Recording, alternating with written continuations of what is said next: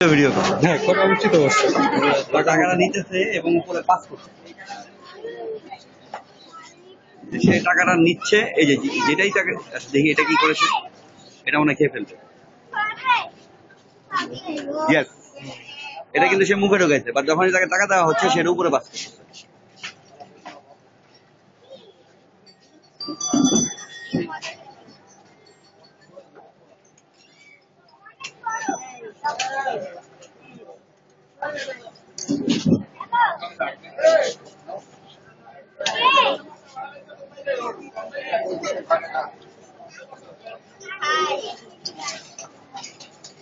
এই যে